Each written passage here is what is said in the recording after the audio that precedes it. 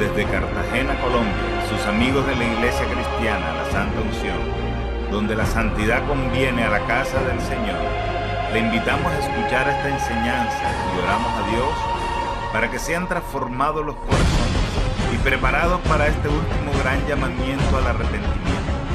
Pedimos a Dios para que les hable con este mensaje y se acerquen más a Él por medio de nuestro Señor y Salvador Jesucristo. Ven y sumérgete en el río de su Espíritu.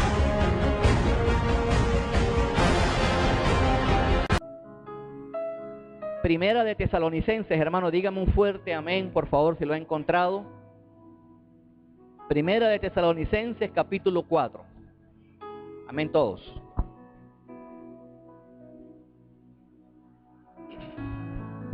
Primera de Tesalonicenses, todos, ¿verdad? Bien, ¿qué dice allí? A ver. La vida que agrada a Dios. De eso voy a hablar hoy, hermanos. Hoy voy a hablar, creo que le voy a poner como título así, le voy a poner la vida que a Dios le agrada. Amén. Bien. Dice así esta preciosa palabra, dice: por lo demás, hermanos, os rogamos y exhortamos en el Señor Jesús, que de la manera que aprendisteis de nosotros, cómo os conviene conduciros y agradar a Dios, así abundéis más y más. Porque ya sabéis qué instrucciones os dimos por el Señor Jesús, pues la voluntad de Dios es vuestra santificación. Dígale al hermano, la voluntad de Dios es tu santificación. Bien, amén. Voy a hablar en esta noche, hermanos, el tema que le he puesto, así le he puesto, la vida que agrada a Dios. La vida que agrada a Dios. Hermanos, el apóstol Pablo dice que si en esta tierra solamente esperamos a Cristo, somos los más dignos de conmiseración. En otras palabras, hermanos, la resurrección de Cristo tiene un profundo valor para el creyente. De verdad, hermanos, si no tuviéramos la esperanza en la vida eterna, si no tuviéramos la esperanza de que Cristo viene por segunda vez, hermanos, ¿para qué estamos aquí? ¿Para qué, hermanos? Simplemente fuéramos un mortal más, simplemente estuviéramos como esas personas que creen en los líderes de las distintas grandes religiones del mundo y nada más. Nuestra vida no tendría norte y no tendría ni un propósito. De manera, hermanos, que la venida de Cristo debe ser en nuestra vida una esperanza viva y una esperanza estimulante, hermano. Yo no sé, pero yo quiero que Cristo venga pronto. ¿Cuántos quieren que Cristo venga pronto? ¿Sabes? Hace un tiempo escuché a un predicador que dijo que esperar la segunda venida de Jesús era equivalente a un cristiano escapista. ¡Qué tremendo! Si cuando la misma Biblia nos enseña, el apóstol Pedro, el apóstol Pablo, Juan, nos enseña que hay que tener un profundo anhelo acerca de la segunda venida de Jesús. Los que anhelan la segunda venida de Cristo, dice la Biblia, nos espera una corona de justicia. Algunos se van a perder de esta corona porque no anhelan, seguramente se van a salvar, pero el punto es, hermanos, que debe haber un gozo especial por la segunda venida de Cristo. Hermano, uno de los, digámoslo así, de los estímulos de la iglesia primitiva es que ellos siempre esperaron la segunda venida de Cristo de manera inminente. De manera inminente, porque no queremos, hermanos, que nos sorprenda la venida de Jesús como ladrón en la noche. Y Jesús lo advirtió. A lo largo y a lo ancho de las Escrituras está la exhortación: velen, no se duerman, velen, velen. Quizás algunos se pregunten, bueno, ¿por qué Jesús? ¿Qué tal que nosotros supiéramos cuándo viene Jesús por segunda vez? Y Jesús viene literalmente a esta tierra por segunda vez. Y quiero decirte lo siguiente: esto no es cuestión de 100 años. Y no espera que yo le venga a decir una fecha. Pero lo que te quiero decir no es cuestión de 100 años, ni de 200, ni de 500, ni de 1000 años. Jesucristo viene más pronto de lo que usted ha pensado.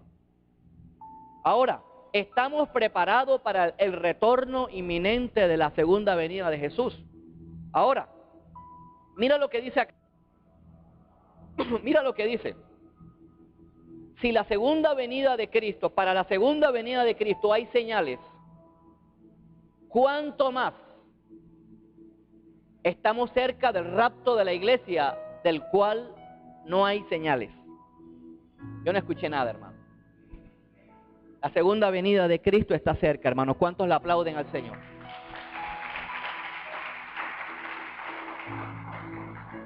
En el libro de Hechos de los Apóstoles, después lo busca, hermano, en el capítulo 17, usted va a encontrar que Pablo tiene un primer contacto con la iglesia de Tesalónica.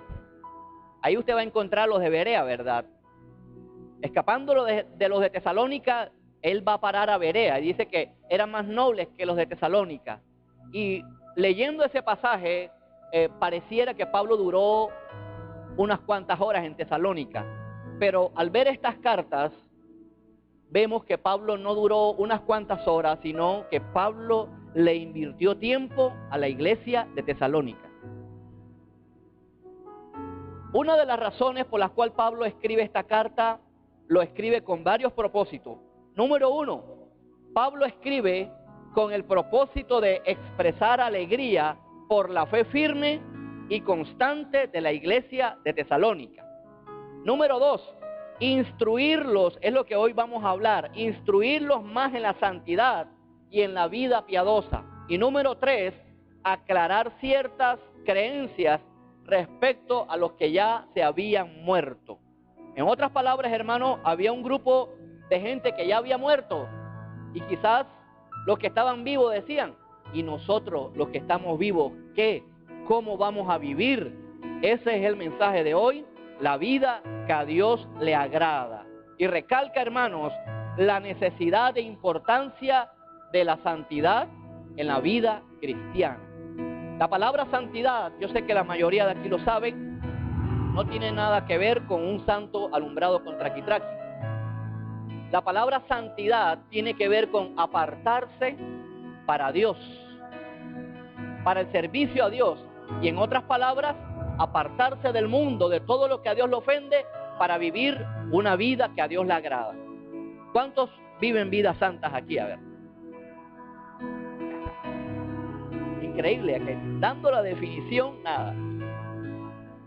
Santidad no es perfección. Santidad no es cero pecado, aunque lo tendemos, ¿cierto? Pero nunca en esta carne, nunca en estos huesos vamos a decir cero pecado. La palabra santidad es, hoy me voy a apartar de esa televisión, de esa televisión morbosa que están dando, me la voy a apartar porque no quiero agradar a Dios.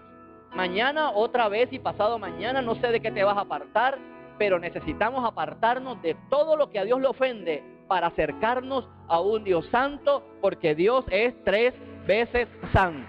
Aleluya.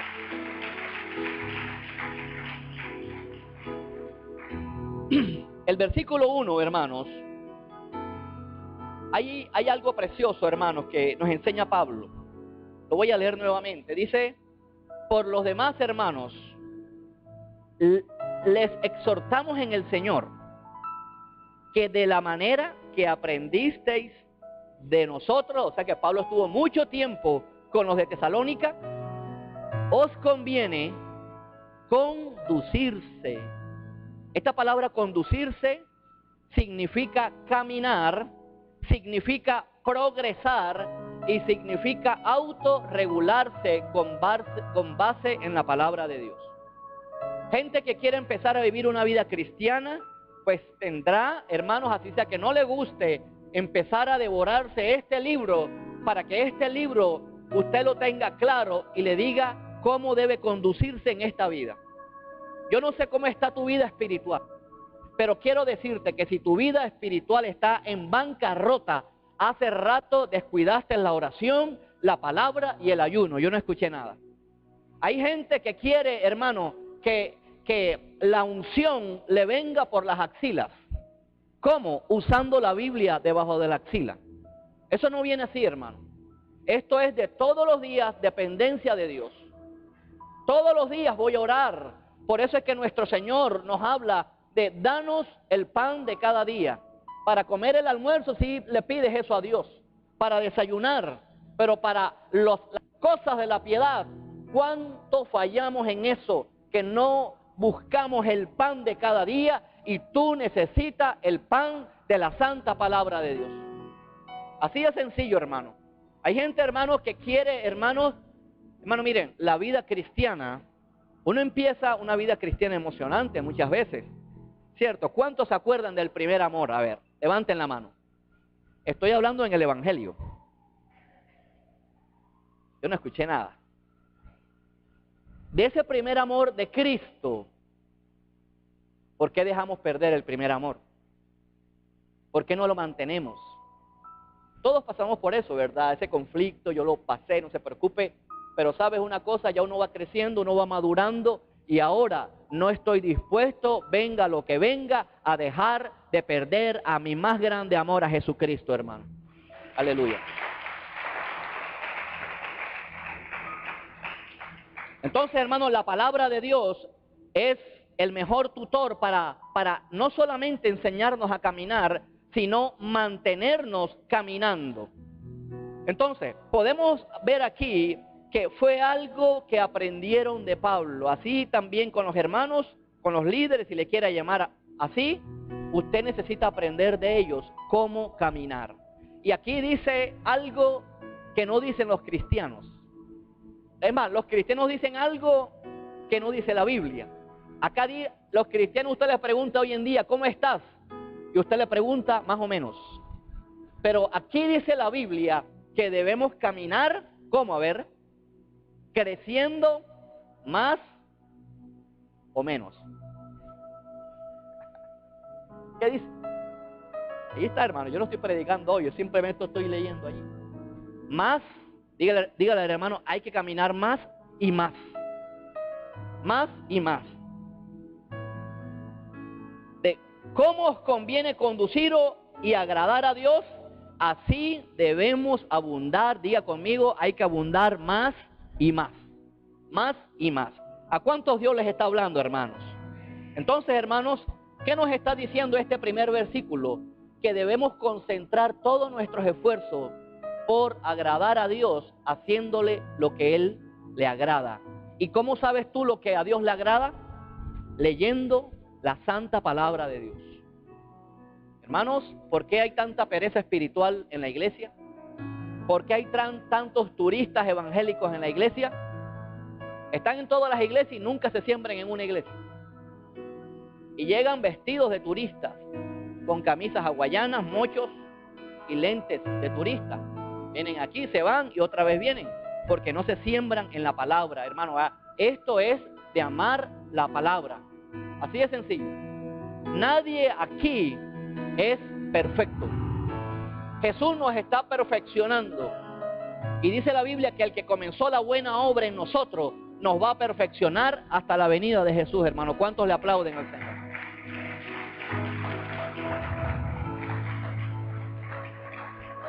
Es decir, hermanos, que si aquí dice, en pocas palabras, Pablo le está delegando la responsabilidad. Y Pablo les está diciendo, ¿saben? Así como ustedes me vieron caminar a mí, yo quiero que ustedes caminen y agraden a Dios todos los días más y más. Es decir, hermano, que debe haber un esfuerzo. Escucha, un esfuerzo personal. Debe haber un esfuerzo personal por mayor santidad. Sin santidad nadie va a ver a Dios. Absolutamente nadie. Nadie. Es decir, hermanos, que si a ti te está jalando la carne a ver esos programas inmundos en televisión, a ver esos videos inmundos por YouTube, hermanos, cuidado, hermanos, porque la carne jala. Así de sencillo. Esto no es, hermanos, sentir maripositas para ver si yo busco a Dios. Esto, hermano, vea, es de carácter. Por eso dice la Biblia que los valientes arrebatan el reino de Dios. ¿Cuántos son valientes aquí, hermano? Aleluya. Mira lo que dice acá. Nos exhorta la Biblia a que caminemos con base en la palabra de Dios, agradando a Dios más y más. El versículo 2 dice una razón, está ligado a un porque. Dice, porque ya sabéis qué instrucciones, o sea que ya sabían la palabra. Ya Pablo los había instruido, simplemente los estaba alentando. Dice, porque. Y hay gente aquí que ya sabe la palabra. Y están en medio. Yo no estoy hablando con los que están empezando. Estoy hablando con los que ya tienen el evangelio arraigado. El evangelio arraigado. Dice, porque ya saben las instrucciones. Dígale al hermano, ya saben las instrucciones. Están en la Biblia, las instrucciones están en la Biblia. Porque ya sabes qué instrucciones oímos en el Señor Jesús. Pues mira lo que es la voluntad de Dios. ¿Qué quiere Dios de ti, hermano? A veces nos rompemos el coco, a veces nos rompemos la cabeza y nos levantamos un día y decimos, Señor, ¿qué quieres de mí? Quiero que me enseñes tu voluntad.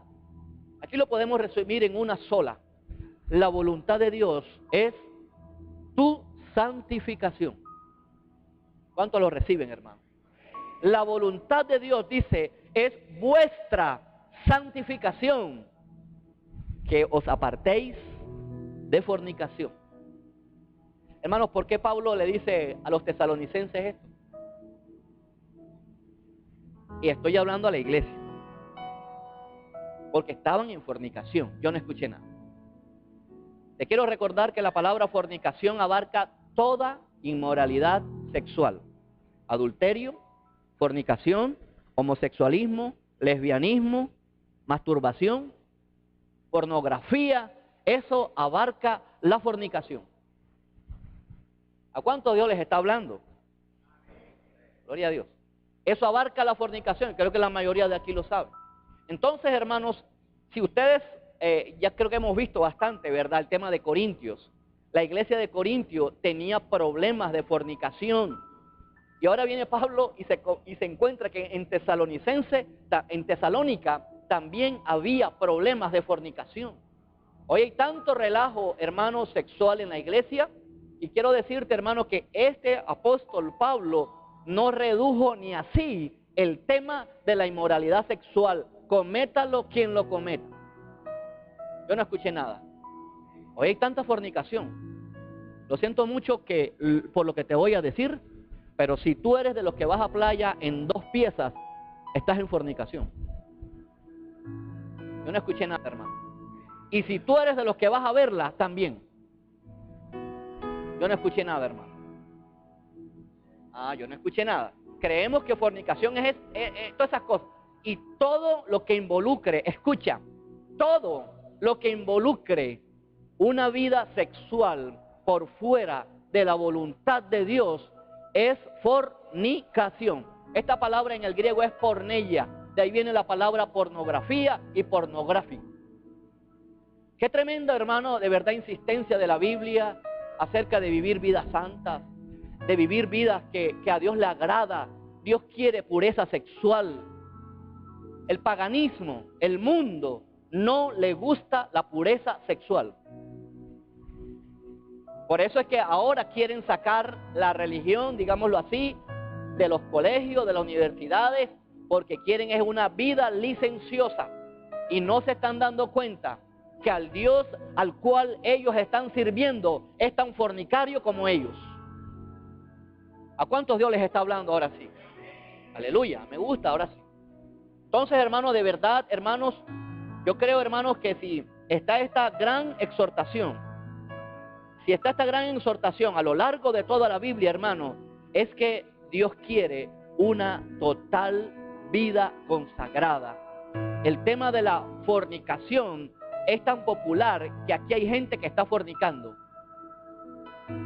Todos los días fornican 2 horas. Todos los días ven novelas 2 horas. Yo no escuché nada. Está fornicando viendo novelas. Hermano, usted es legalista, no me interesa, yo soy santo. Porque te estás deleitando en lo que están haciendo ellos, los actores allí en las novelas. Te estás deleitando. Eso es fornicación. Yo no entiendo cómo le podemos perder tanto tiempo a una novela, a un televisor cuadrado. ¿Quién hace ese programa? Alguien. a alguien que no tiene temor de Dios. Y tú peleas con los actores y actrices. Me choca esa mujer. Y cuando sale la escena, no le das la cara. No la voy a mirar hasta que se quite de ahí. Me cae mal esa mujer. Vamos a ver, es que ella está haciendo un libreto, no lo sabías.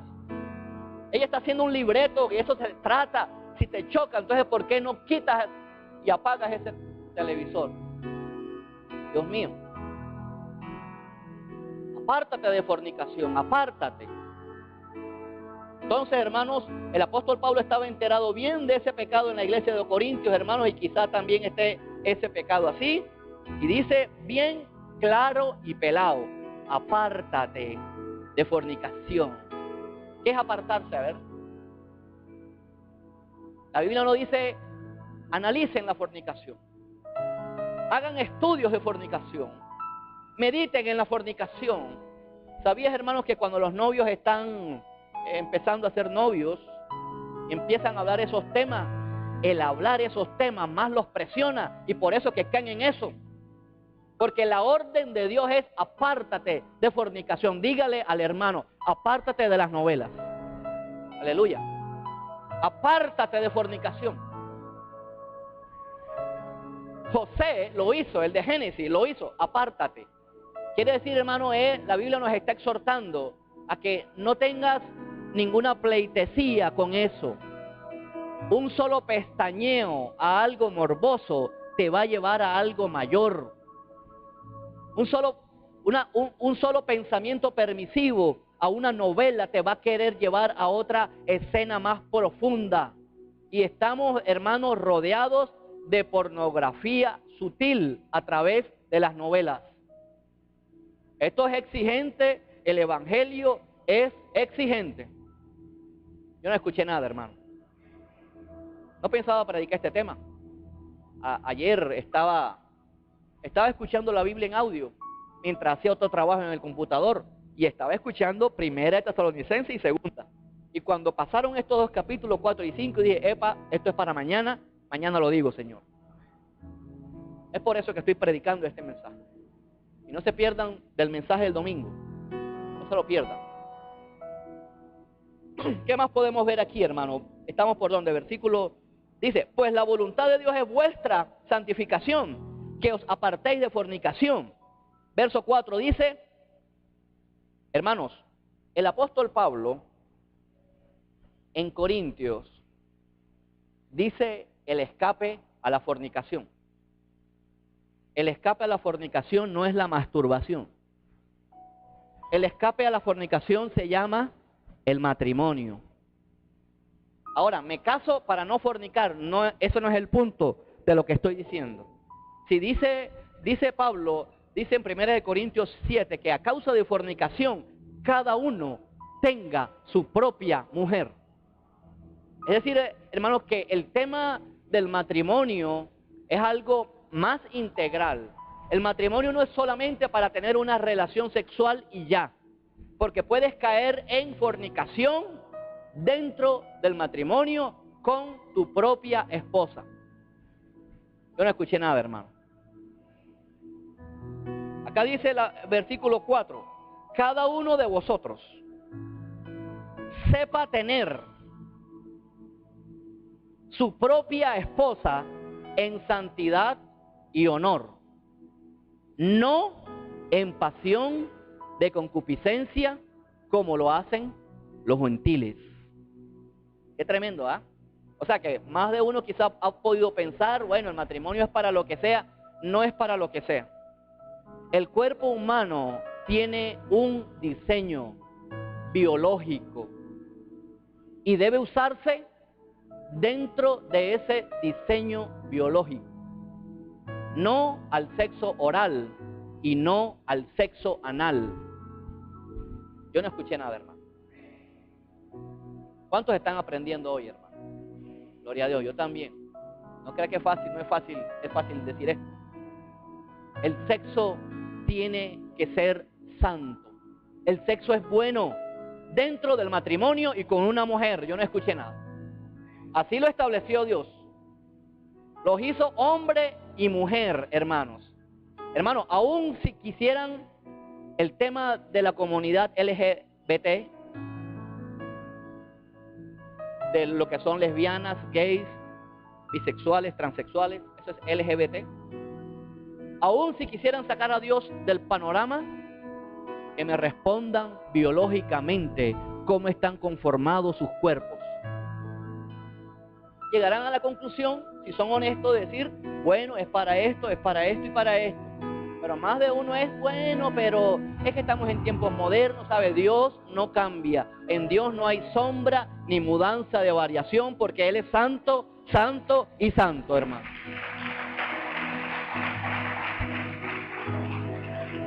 El paganismo no demanda pureza sexual, el cristianismo sí. Así que, hermanos, miremos a ver qué estamos viendo. Porque la televisión exalta la fornicación. El cine de Hollywood exalta la fornicación. De cuando en cuando salen grupos de cantantes cristianos, también salen grupos de adolescentes músicos. Ellos son agentes de Satanás para promover la fornicación. Si usted tiene más de 40 años, usted sabe quién era el grupo Menudo. Si usted se ríe, usted tiene más de 40 años. Ahora yo no sé cuáles están. Tantos que están por ahí. Esos tienen a la juventud así, para involucrarlos sexualmente en actividades ilícitas de juventud. Todo eso, hermano. Tiene uno que está muy alerta a todo esto. Entonces, hermano, la fornicación, hermanos, también se exalta a través de la moda, a través de transparencia, de minifaldas, de trajes súper escotados, de trajes de baño, de charlas mundanas, de los piropos que le hacíamos a las mujeres en la calle. Yo no escuché nada, hermano. No eran piropos de decir, hermana, está elegante, sino otras cosas que decíamos y por dentro de nosotros, ya usted sabe lo que pasaba, ¿no? Esto es un tema muy delicado, hermano. De verdad, Dios quiere vidas santas. Esto no es soplar y hacer botellas el cristianismo. Se está jugando la vida eterna. Y la segunda venida de Cristo está cerca. Está muy cerca. No vamos a caer en ese error de decir una fecha, de decir no, porque Jesús no lo dijo. Y los que lo dicen están muy errados teniendo esa posición. El versículo 5, bueno, ya lo habíamos visto, que todos tratemos a nuestra esposa dentro del ámbito del matrimonio con pureza sexual, hermano. Sí se puede, hermano. En la antigüedad existió alguien que se llamaba Demóstenes.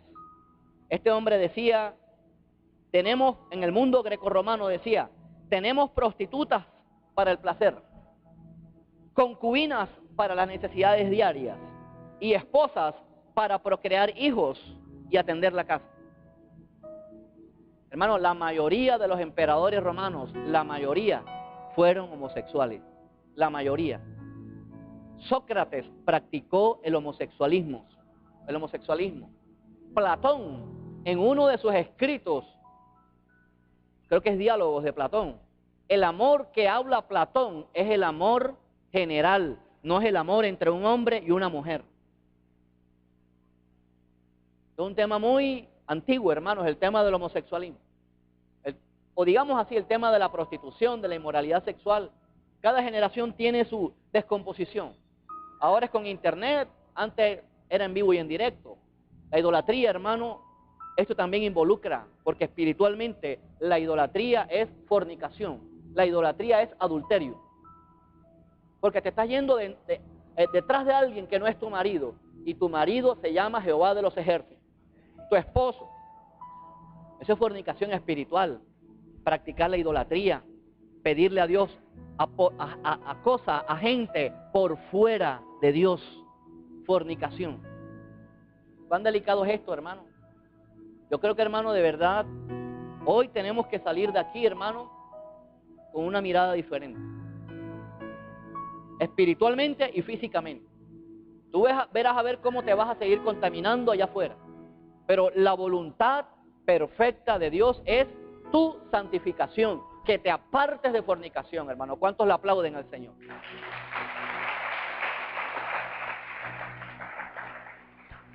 El versículo 6, mire cómo dice la Biblia, cómo debemos conducirnos.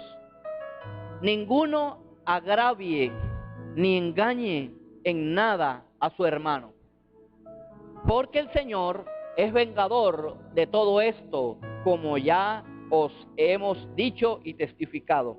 Esta palabra agraviar significa ir más allá, pasar los límites establecidos. Y la palabra engañar significa tomar más, excederse, aprovecharse, defraudar al hermano.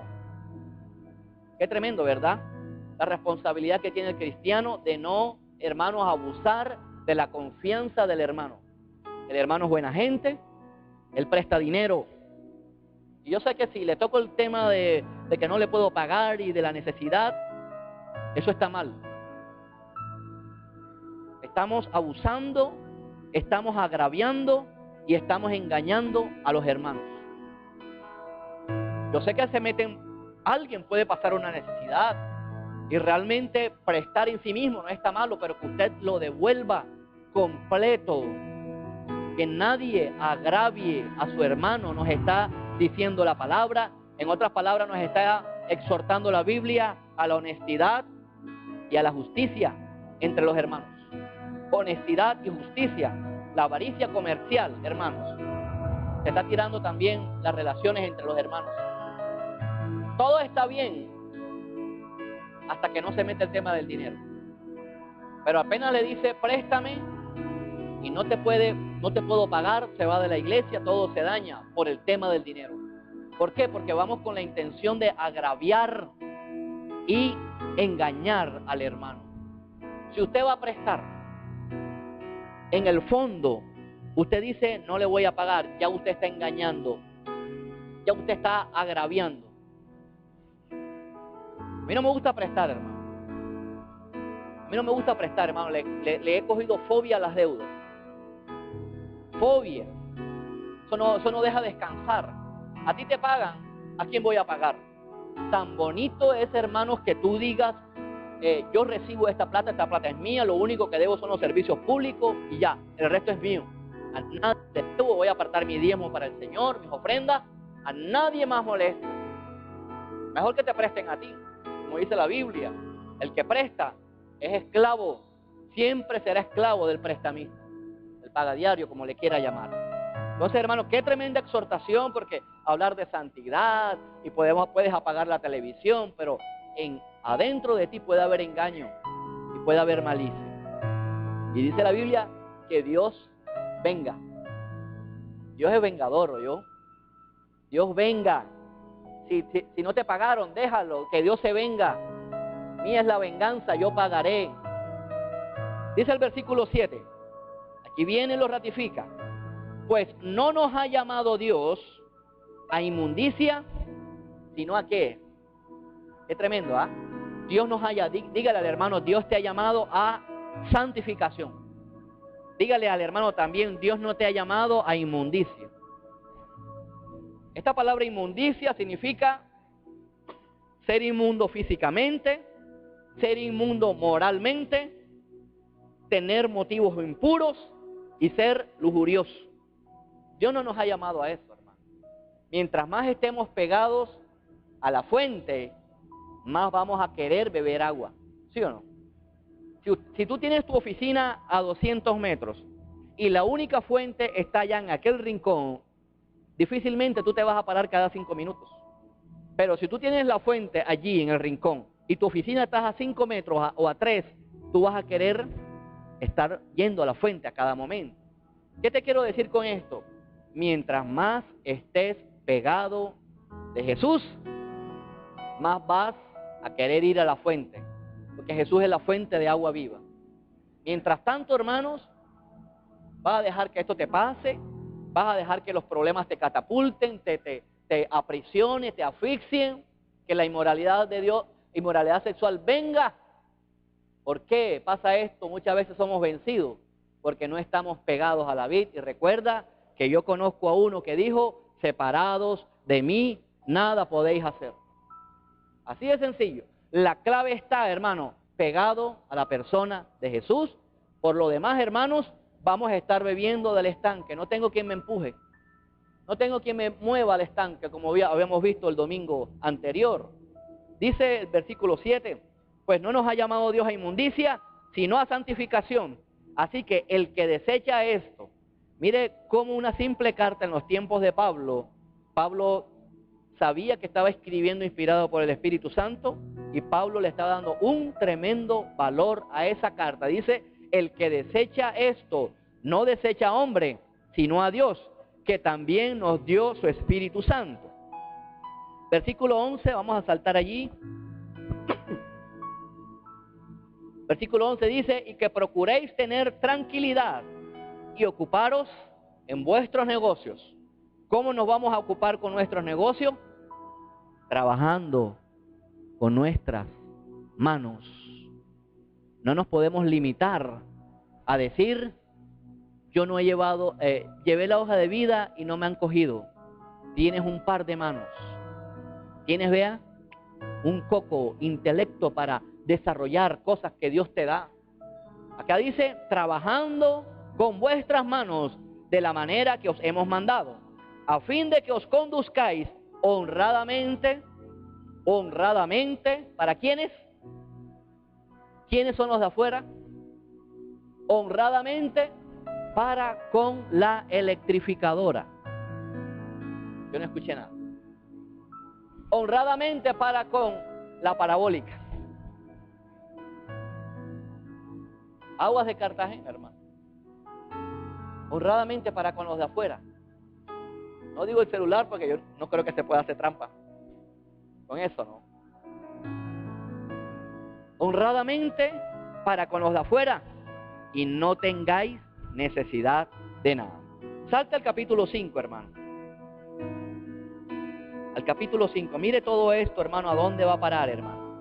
¿A dónde va a parar? No lo vamos a leer todo, porque aquí habla de la venida del Señor, del rapto, que ya lo hemos visto en otros lugares, en otras ocasiones. Dice, miren cómo era la iglesia de Tesalónica, hermano. Esto sí me gusta. Y esto, mayormente la iglesia de hoy en día, no es así. La iglesia de Tesalónica era una iglesia entendida en los tiempos y en ocasiones. Porque dice la palabra, acerca de los tiempos y de las ocasiones, ya no tienen necesidad, hermanos, de que yo os escriba, porque vosotros sabéis. O sea, era una iglesia entendida en los temas de escatología, en los temas de los últimos tiempos, en cuándo iba a aparecer el anticristo, las señales de los tiempos, por qué Rusia está surgiendo, por qué este problema está sucediendo en Europa, etcétera, por qué se ha levantado el Estado Islámico en Asia, etcétera. Era una iglesia entendida en los tiempos y en las ocasiones. Porque vosotros sabéis perfectamente, dígale al hermano, que el día del Señor vendrá así como ladrón en la noche. Estoy hablando de la segunda venida de Cristo, no estoy hablando del rapto de la iglesia. El rapto de la iglesia es en cualquier momento, hermano. Es en cualquier momento. Que cuando digan paz y seguridad, esto es lo que va a crear el anticristo, va a crear una sensación de paz mundial, de seguridad, hermanos. Que cuando digan paz y seguridad, entonces vendrá sobre ellos destrucción repentina, como los dolores a la mujer encinta, y no escaparán. Una mujer encinta que esté en la última semana, hermano, si le vienen los dolores, pare porque pare. Esta mujer no le podrá decir al médico, vamos a posponerlo 2 meses más. No, ella no escapará del parto. Pare porque pare. Así Jesucristo, hermano, tiene que venir por segunda vez. Estoy hablando literalmente a esta tierra. Jesucristo debe venir. Jesucristo va a venir. La iglesia por sí sola no podrá derrotar a Satanás. Jesucristo, hermano, va a vencer a Satanás, y junto con Cristo, hermano, vamos a vencer a Satanás. Dios va a poner a Satanás bajo nuestros pies. Aleluya. Aleluya. El diablo, hermano, es un enemigo poderoso. Tiene todavía fuerza, influencia, pero el diablo sabe que le queda poco tiempo, hermano. Usted debe saber, hermano, que estos son los últimos de los últimos días. No estamos en los últimos tiempos. Estamos en los últimos de los últimos tiempos. Hace un mes sí estábamos en los últimos tiempos. Ahora estamos en los últimos de los últimos tiempos. Este es tiempo de salvación. No es tiempo de pactos en dinero. No es tiempo de larín larán, que va a venir mi esposo del exterior. Este es tiempo, hermano, de consagración. Sin santidad nadie va a ver a Dios.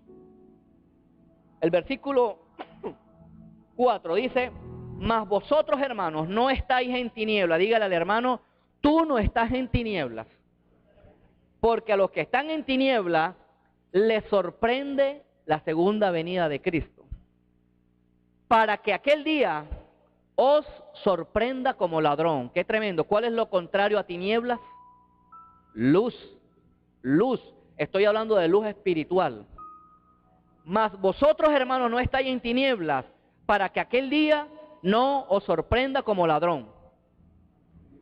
Porque todos vosotros sois hijos de la luz e hijos del día. No somos de la noche ni de las tinieblas.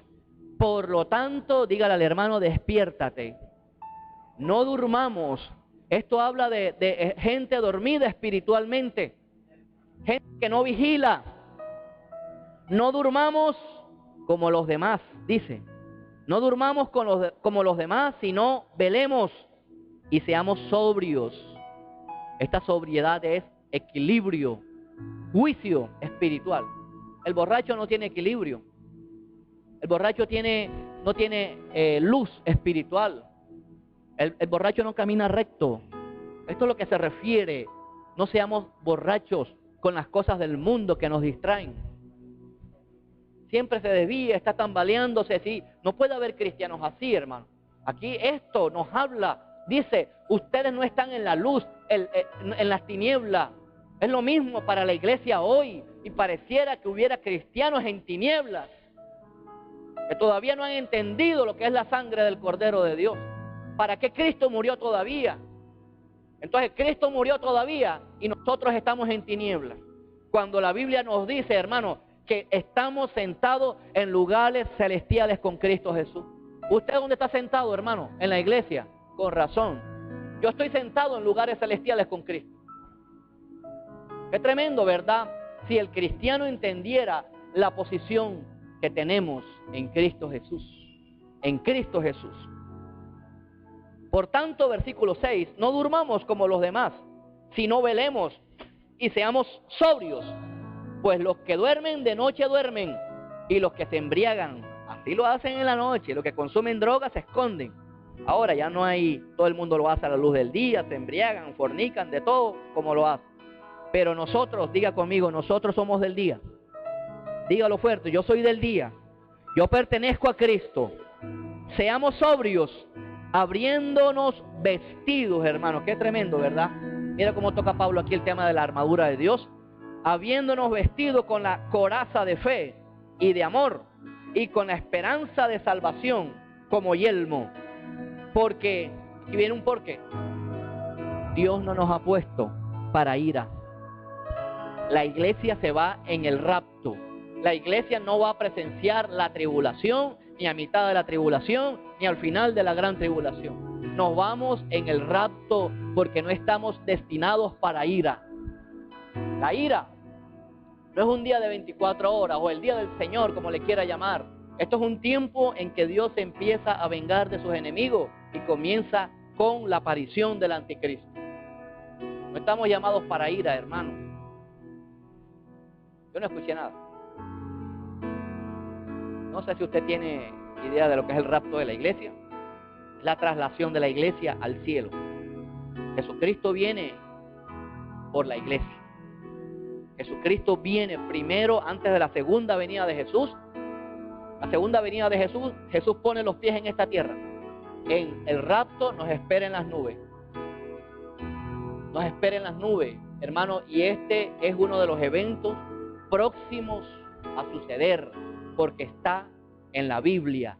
Porque no nos ha puesto Dios para ira, sino para qué, hermanos, ¿para qué? Para alcanzar salvación por medio de nuestro Señor Jesucristo, quien murió por nosotros para que ya seamos, que velemos o que durmamos, o sea, morir en Cristo, ¿no? Vivamos juntamente con Él, por lo cual animaos unos a otros y edificaos así como lo hacéis. Amén. Bien, este era el mensaje que les quería decir, hermanos. Espero que duerma bien esta noche, que podamos decir: Señor, yo vivo una vida santificada para ti. ¿En qué te he fallado hoy? ¿En qué te he fallado esta semana? ¿En qué te vivo fallando, Señor? Porque no quiero, Padre, condenarme. Esto es una realidad. El tema de la salvación eterna o el tema de la condenación eterna. Esto no es ningún juego. Así que, hermano, hoy tú puedes decidirte por Jesús. ¿Quieres salir de eso que te ha estado? Decídete por Jesús. Hermano, si dice la Biblia que nosotros, los justos, con dificultad nos salvamos, ¿qué quedará para el impío y el pecador? O sea, que tú te salvas a duras penas. Y yo también. ¿Qué queda para la gente del mundo? Así que, hermanos, este es tiempo de salvación. Es tiempo de salvación. Vamos a orar en esta noche, póngase de pie. Y si usted quiere entregarle su vida a Jesús en esta noche, pasemos aquí adelante. Si usted quiere decirle al Señor: Señor, yo quiero vivir una vida santificada más para ti, pase aquí adelante.